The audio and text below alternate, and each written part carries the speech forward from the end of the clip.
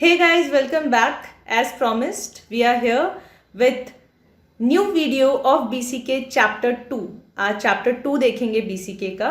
तो आप अपनी स्क्रीन पर देख सकते हैं, आपको chapter 2 नज़र आ रहा है. मॉड्यूल मैंने खोला हुआ है BCK का. तो देखो, ऑलरेडी मैं आपको बता चुकी हूँ कि BCK में जो 6 चैप्टर्स हैं ऑलमोस्ट उनका इक्वल वेटेज है. तो अगर मैं वेटेज की बात करूँ तो of course it is equal, almost equally distributed. ठीक है, तो चैप्टर 2 आप स्क्रीन पर देख सकते हैं. यहाँ पर चैप्टर का ओवरव्यू दिया हुआ है. देखो, बहुत अच्छे से हमको चैप्टर को कवर करना है, चीज़ों को रटना नहीं है, अच्छे से उनको समझना है और जो याद करने की चीज़ें हैं ऑफकोर्स वो याद करनी है. तो सबसे पहले I am giving you some things which are to be noted. ये जो चार्ट आपके मॉड्यूल में बना हुआ है, यहीं पर आप चीज़ों को नोट कर लें. अच्छे से हमें एक फ्रेमवर्क मिल जाएगा कि हमें क्या क्या चीज़ें पढ़नी है इस चैप्टर में.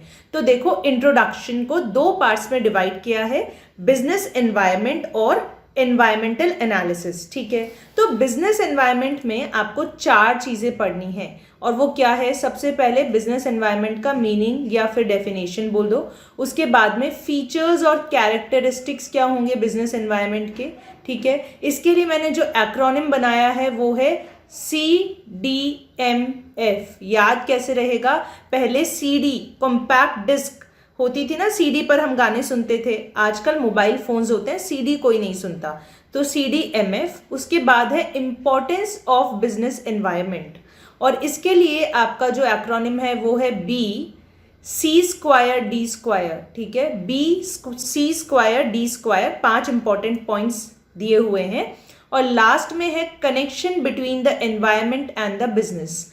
तो मतलब आपको क्या समझ आया कि ये 4 चीज़ें हमें देखनी है बिजनेस एनवायरनमेंट में. एक तो मीनिंग, फीचर्स, उसकी इंपॉर्टेंस और बिजनेस एनवायरनमेंट और बिजनेस के बीच का कनेक्शन क्या है. ठीक है, उसके बाद हम देखेंगे एनवायरमेंटल स्कैनिंग.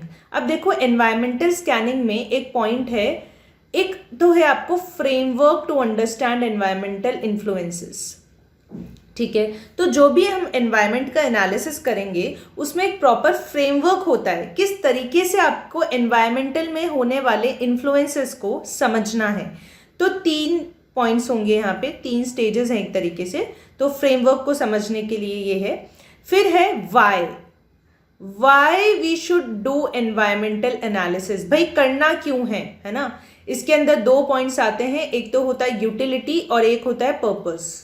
ये आप इसी तरीके से नोट करेंगे इस चार्ट में जैसे मैं आपको करवा रही हूँ.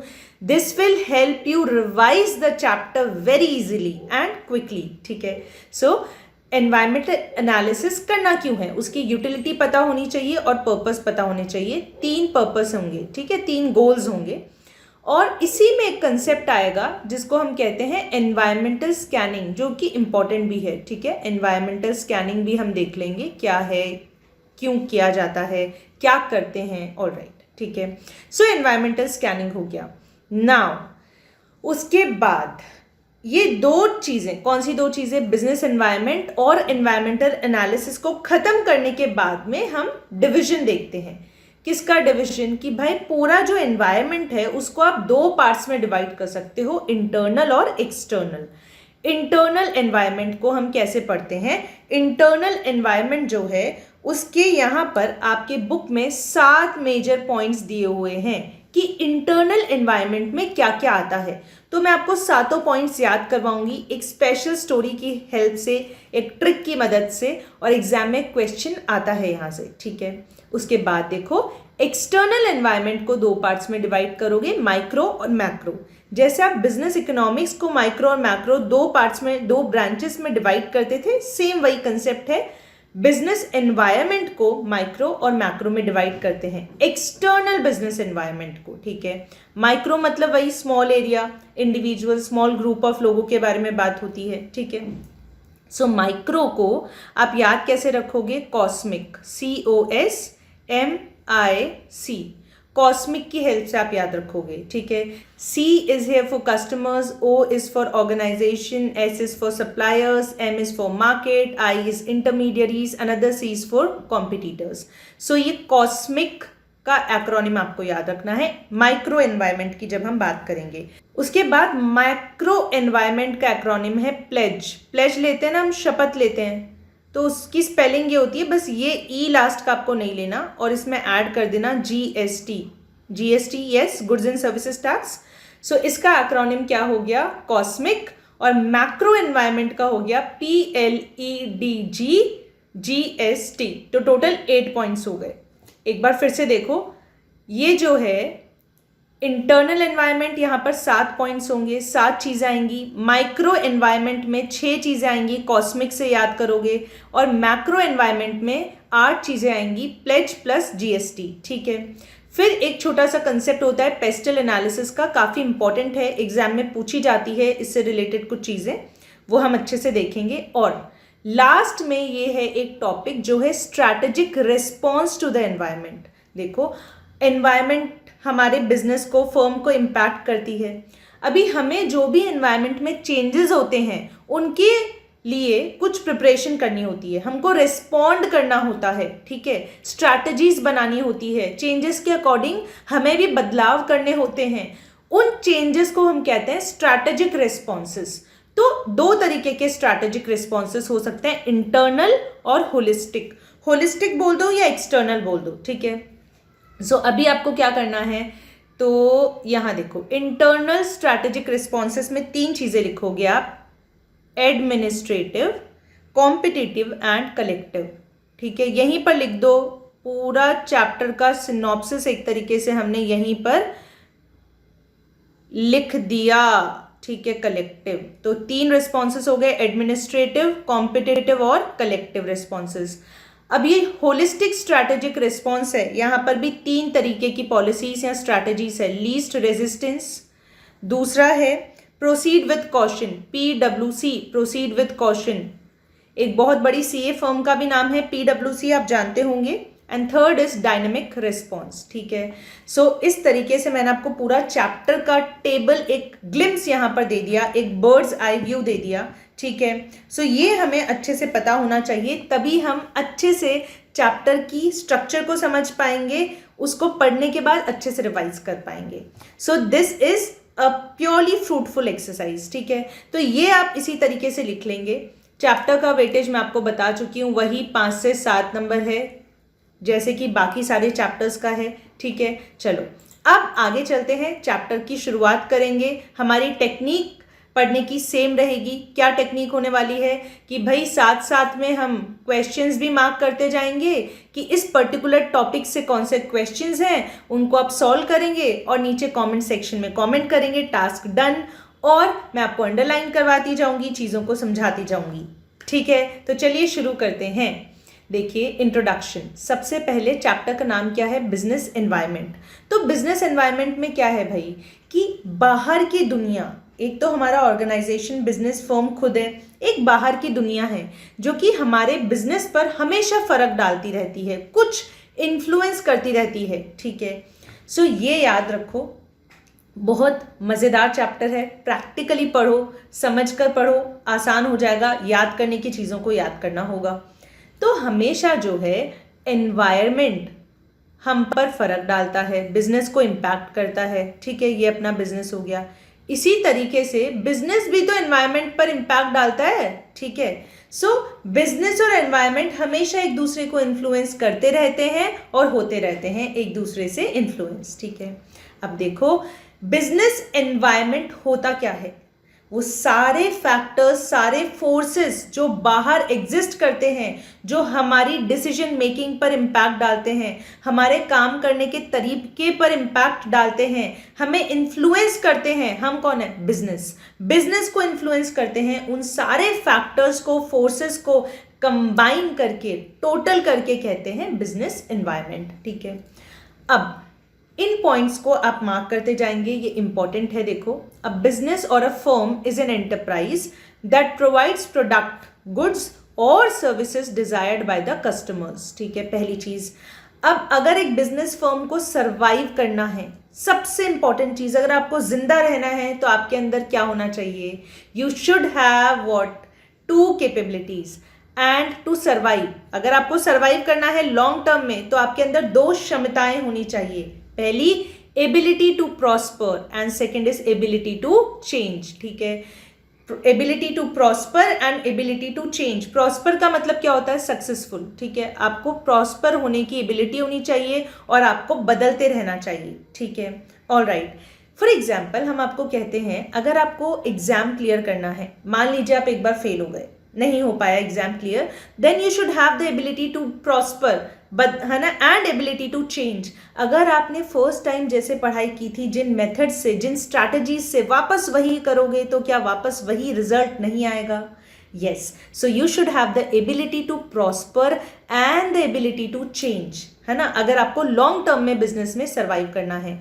ठीक है, अब देखो सबसे इंपॉर्टेंट जो चैलेंज होता है, बेसिक चैलेंज किसी भी बिजनेस के लिए, वो क्या होता है? कोई भी कंपनी हो, कोई भी बिजनेस हो, उसका बेसिक चैलेंज क्या होता है भाइयों और बहनों? It is what survival. सबसे इंपॉर्टेंट चीज है हम सर्वाइव तो कर लें, जिंदा तो रह लें। ऑर्गेनिक ऑब्जेक्टिव होता है बिजनेस का सर्वाइवल।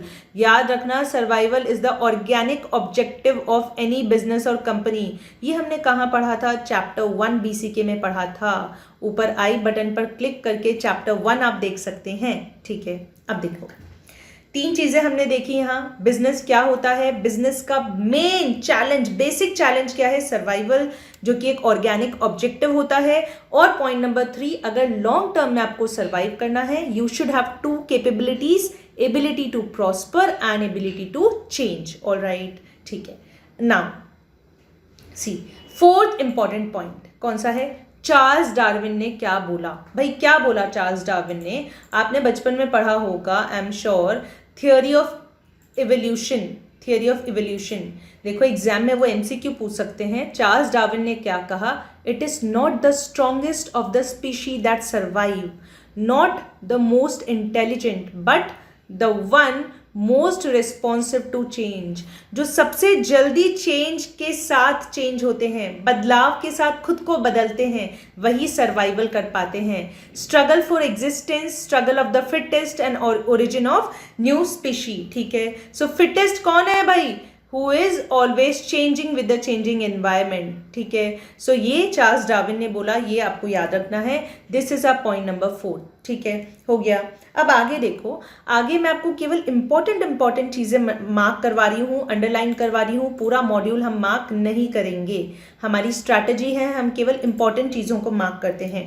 देखो ये बहुत इंपॉर्टेंट पॉइंट है। Each business organisation operates in its unique environment. ठीक है भाई, yes, this is another important point. Point number 5. Now see, another important point is environment influences businesses and also gets influenced by it. No business can function free of interacting and influencing forces that are outside its periphery. This is point number 5. तो भाई कोई 6, point number 6, कोई भी ऐसा business नहीं है जो isolation में अकेले काम कर सके, जो बोले कि भाई मुझे कोई फर्क नहीं पड़ रहा, मैं यहाँ पर हूँ और मेरे एनवायरनमेंट में बाहर क्या हो रहा है मुझे इससे कोई फर्क नहीं पड़ रहा, मेरा एनवायरनमेंट मुझ पर कोई इम्पैक्ट नहीं डाल रहा, ऐसा कोई बिजनेस नहीं है। आप एक एग्जाम्पल से समझो, जब कोविड आया, ये पैंडेमिक आया कोविड नाम का 2019 में, उसके बाद अगर आप देखें तो हर एक बिजनेस पर इसने इम्पैक्ट डाला है, मेजर इम्पैक्ट। हर एक बिजनेस को इसने एक अलग तरीके से प्रभावित किया है। ऑनलाइन एजुकेशन को आप ले लें, आज से 2 साल पहले क्या आप जूम के बारे में जानते थे? जूम, आई एम 100% श्योर 95% और मोर देन दैट स्टूडेंट्स, आप या मैं, हम लोग नहीं जानते थे जूम के बारे में, हमने नहीं सुना था जूम क्या है। पर आज का छोटा सा बच्चा, हर एक बच्चा भी जूम को जानता है, गूगल मीट के बारे में जानता है। क्यों? Because of this Covid, this big a change has happened in the external environment, जिसने सभी बिजनेसेस पर इम्पैक्ट डाला और हमें मजबूर कर दिया कि हम अपनी ऑनलाइन प्रेजेंस को बढ़ा दें। जो भी इंस्टीट्यूट्स, ऑर्गेनाइजेशंस, जो भी रेस्टोरेंट्स, कैफे शॉप्स ऑनलाइन नहीं थे, वो भी अब ऑनलाइन प्रेजेंस हो गई है, उनकी भी वो ऑनलाइन आ गए हैं। क्यों? क्योंकि कोविड ने उन्हें मजबूर कर दिया। और जो नहीं बदल पाए बिजनेस एनवायरनमेंट के साथ साथ, वो खत्म हो गए, डूब गए, ठीक है। So this is a practical recent current example that how business environment has an influence on the business, ठीक है। चलो, ये हमने 6 पॉइंट अभी तक इंपॉर्टेंट पॉइंट्स देखे है ना। अभी देखो, अभी क्या है, पॉइंट नंबर 7, ठीक है। नेक्स्ट पॉइंट क्या है, देखो, business environment represents all the external forces, all the factors or the conditions that exert some degree of impact, जितने भी बाहर एग्जिस्ट करने वाले फैक्टर्स, फोर्सेस, कंडीशंस जो कि कुछ इम्पैक्ट डालते हैं किस पर, बिजनेस की डिसीजन मेकिंग पर, स्ट्रैटेजीज पर या एक्शंस पर, उन सभी चीज़ों को कंबाइन करके हम बिजनेस एनवायरनमेंट बोलते हैं। ये क्या हो गया, this is definition of business environment, ठीक है। पॉइंट नंबर 7, ठीक है। नाउ, किसी भी बिजनेस की जो सक्सेस है वो किस पर डिपेंड करती है, the success of any business is dependent upon its business environment, ठीक है। अब याद रखना, अगर आपको पता है कि बिजनेस एनवायरनमेंट आप पर इम्पैक्ट डाल रहा है, आप उससे इन्फ्लुएंस हो रहे हैं, तो आपको कुछ तो करना होगा। आपको क्या करना होता है, आपको आइडेंटिफाई करना होगा कि बाहर की दुनिया में, एक्सटर्नल एनवायरनमेंट में क्या अपॉर्चुनिटीज़ हैं और क्या थ्रेट्स हैं। अपॉर्चुनिटीज़ मतलब ऐसे मौके जिनका अगर आपने फ़ायदा उठा लिया तो आपको बहुत मेजर गेन हो जाएगा। थ्रेट्स मतलब बाहर कुछ ऐसे चीज़ें हैं, ऐसी रिस्क फैक्टर्स हैं कि जिनके चक्कर में अगर आप पड़ गए तो आपके बिजनेस को, फर्म को नुकसान हो जाएगा, ठीक है। सो आपको आइडेंटिफाई करना होगा कि बाहर एक्सटर्नल एनवायरनमेंट में कैसी अपॉर्चुनिटीज़ और थ्रेट्स एग्जिस्ट कर रहे हैं, उनका अप्रेजल करना होगा। अप्रेजल का मतलब होता है एनालिसिस, इवैल्यूएशन करना होगा और आपको रिस्पॉन्ड करना होगा। You will have to respond, IAR, क्या याद करोगे, IAR, बोलो IAR, you have to identify, appraise and respond to the various threats and opportunities which are present in the external environment, ठीक है।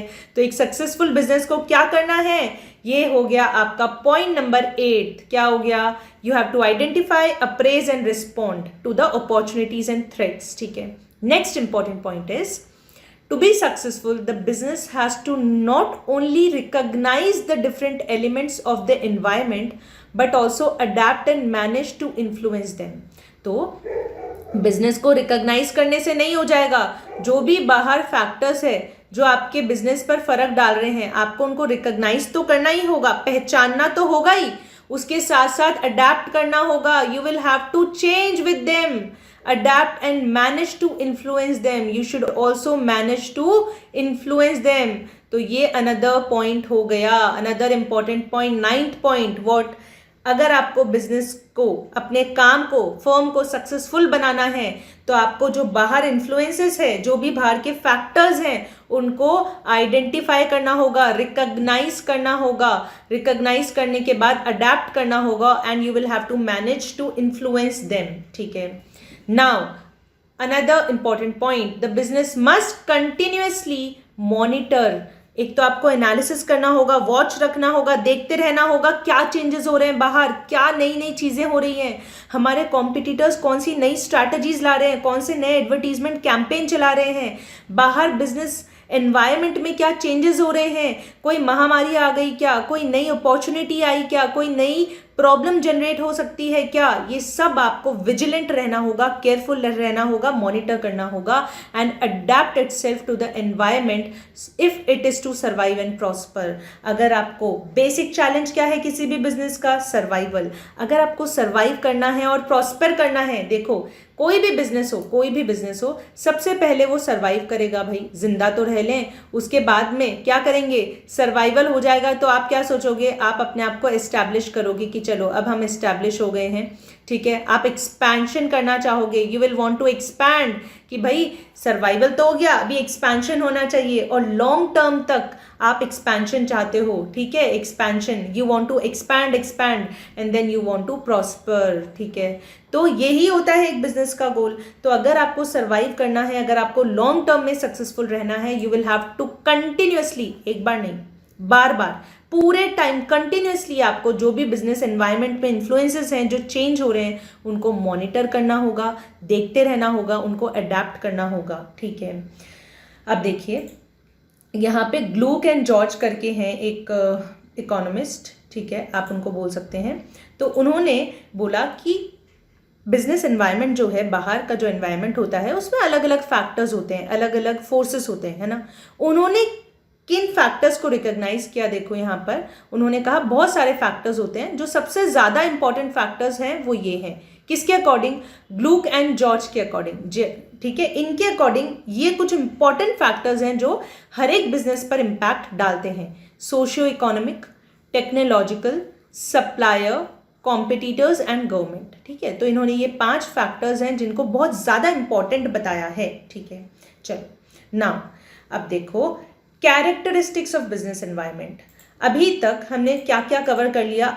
8-9 इंपॉर्टेंट पॉइंट्स मैंने आपको बताए। ठीक है, तो एक बार जल्दी से थोड़ा ब्रीफ अप करते हैं हम। बिजनेस का सबसे मेन बेसिक चैलेंज होता है सर्वाइवल। लॉन्ग टर्म में अगर सर्वाइव करना है, प्रॉस्पर करना है, तो ability to change and ability to prosper होना चाहिए। और कोई भी बिजनेस जो एनवायरनमेंट होता है वो हमेशा कंटिन्यूसली इम्पैक्ट डालता है बिजनेस पे, एंड बिजनेस भी एनवायरनमेंट पर इम्पैक्ट डालता है। और आपको क्या करना है अगर आप सक्सेसफुल होना चाहते हैं? तो you have to continuously monitor and adapt to the environment. You have to identify, appraise and respond the opportunities and threats. जो भी मौके और नुकसान, जो भी चीजें हैं एनवायरनमेंट में, उनको आपको पहचान कर एक्ट करना होगा। तभी आप लॉन्ग टर्म में सर्वाइवल इंश्योर कर सकते हो और आप प्रॉस्पर कर सकते हो। Now another topic is characteristics of business environment. कैसे याद करना है? मैंने आपको बोला कैसे याद करोगे। पहले CD होती थी, अब मोबाइल फोन होते हैं। C is complex. देखो बिजनेस एनवायरनमेंट बहुत कॉम्प्लेक्स है, आसान नहीं है उसको समझना। अगर एक साथ समझने की कोशिश करोगे, it is difficult to grasp in totality. ठीक है, तो मुश्किल हो जाएगी। पार्ट्स में समझो। मैं बोलती हूँ ना, एक इतना बड़ा चैप्टर है, पार्ट्स में डिवाइड कर दो फिर पढ़ो।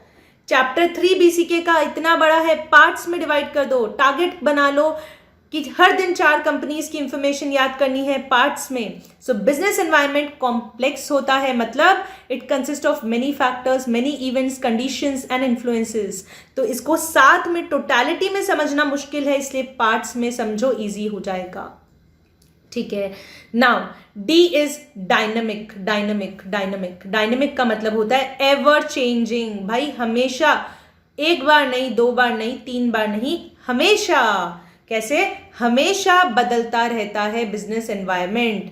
It is constantly changing in nature. वो एग्जाम में आपसे पूछेगा, one important characteristic of business environment is that it is dynamic. What does this mean?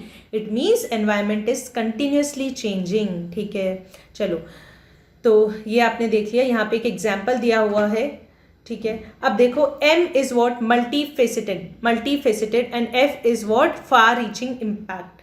ठीक है, तो 4 टोटल एनवायरनमेंट के, बिजनेस एनवायरनमेंट के कैरेक्टरिस्टिक्स हैं। 2 मैंने आपको बता दिए।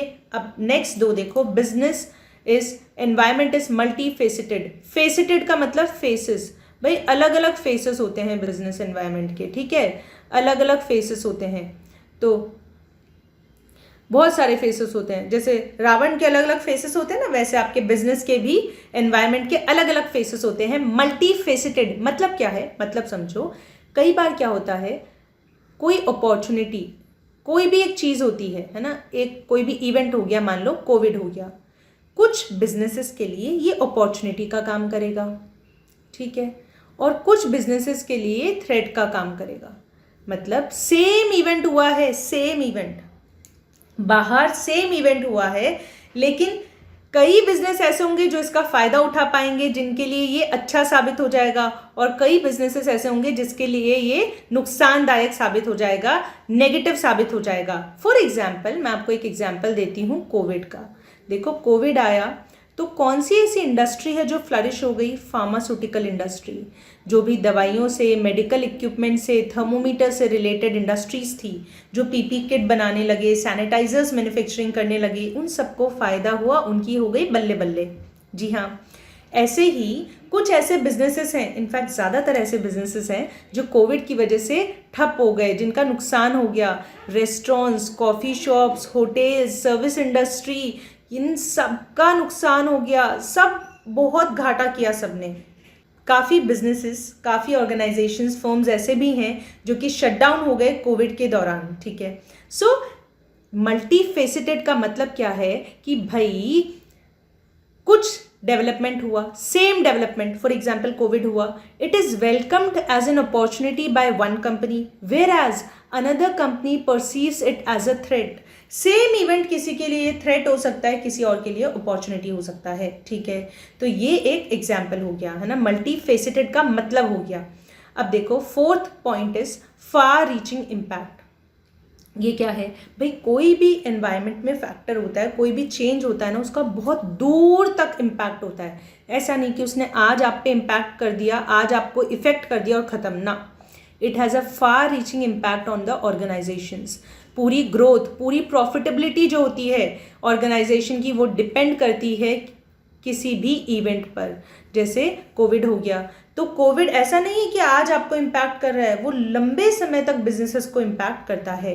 तो any environmental change has an impact on the organisation in several different ways. वो आपको ये लाइन दे देगा, ठीक है, एंड वो पूछेगा विच characteristic or feature of business environment is highlighted in these lines. Any environmental change has an impact on the organization in several different ways.